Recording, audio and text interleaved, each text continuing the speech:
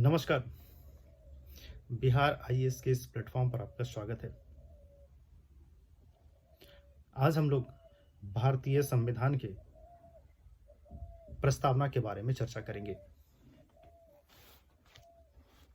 प्रस्तावना, जैसा कि मैंने पिछले अंक में यह बताया था कि हमने संयुक्त राज्य अमेरिका से प्रस्तावना को लिया था और प्रस्तावना की भाषा को हमने ऑस्ट्रेलिया से लिया था। परंतु उसके पिछले अंक में हमने ये देखा था कि संविधान सभा के बैठक के दौरान 13 दिसंबर 1946 को पंडित जवाहरलाल नेहरू के द्वारा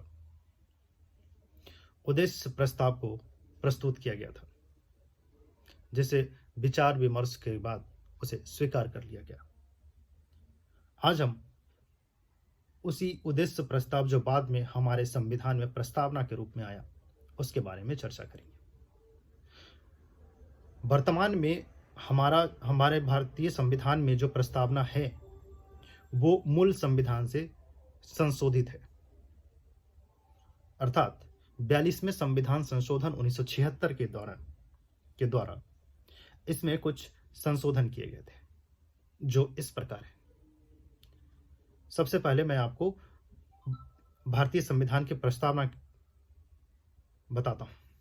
जैसे, हम भारत के लोग भारत को एक संपूर्ण प्रभुत्व संपन्न समाजवादी पंथ निरपेक्ष लोकतंत्रात्मक गणराज्य बनाने के लिए तथा उसके समस्त नागरिकों को सामाजिक, आर्थिक और राजनीतिक न्याय, विचार, अभिव्यक्ति, विश्वास, धर्म और उपासना की स्वतंत्रता, प्रतिष्ठा और अवसर की समता प्राप्त करने के लिए तथा उन सब में व्यक्ति की गरिमा और राष्ट्र की एकता और अखंडता सुनिश्चित करने वाली बंधुता बढ़ाने के लिए दृढ़ संकल्पित होकर अपने इस संविधान सभा में आज तारीख 26 नवंबर 1949 को एतद द्वारा इस संविधान को अंगीकृत, अधिनियमित और आत्मार्पित करते हैं।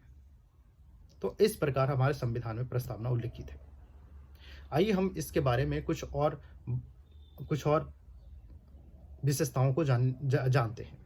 जैसे, संविधान की प्रस्तावना को संविधान की कुंजी कहा गया है।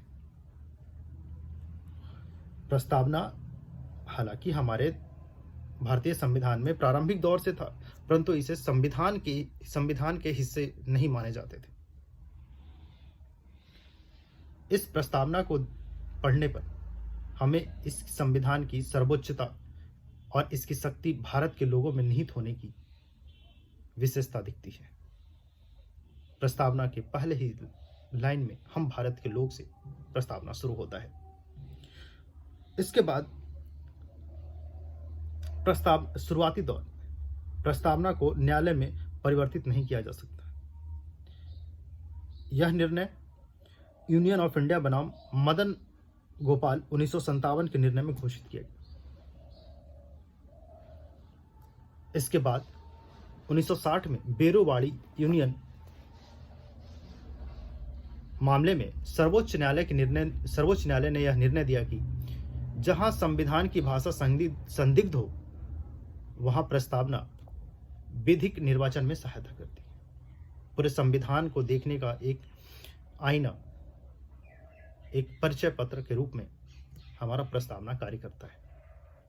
इसके बाद वेरुवाड़ी मामले में सर्वोच्च न्यायालय ने प्रस्तावना को संविधान का अंग नहीं माना, इसलिए विधायिका प्रस्तावना में संशोधन नहीं कर सकती थी।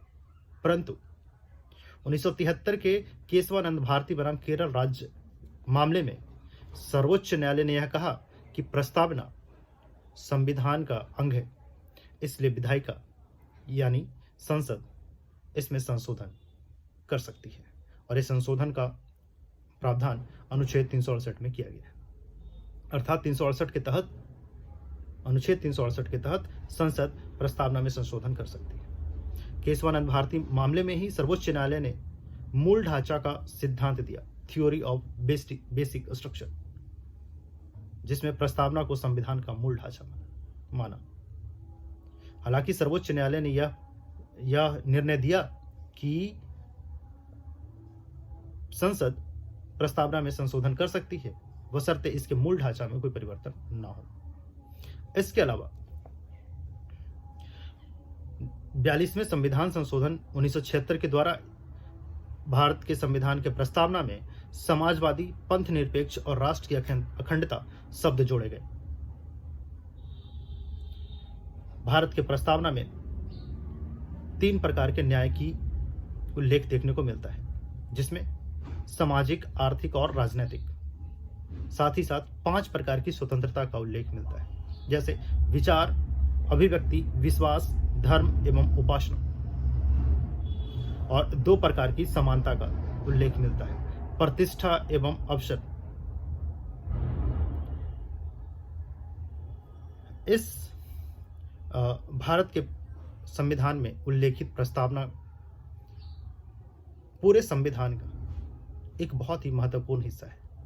जब कभी भी संविधान के किसी भी हिस्से को उल्लेख करना हो, या यूं कहें कि संविधान को समझना हो, तो हमें प्रस्तावना की तरफ देखना होगा। यह प्रस्तावना पूरे संविधान में जिस भी प्रकार या उसके उद्देश्यों को उल्लेखित करता है। इस प्रकार हमने देखा कि भारत के जो भारतीय संविधान की प्रस्तावना की क्या महत्वपूर्ण हिस्से हैं और उसकी क्या महत्ता है। इस अंक में इतना ही। अपना ख्याल रखें, खुश रहें। तब तक के लिए धन्यवाद।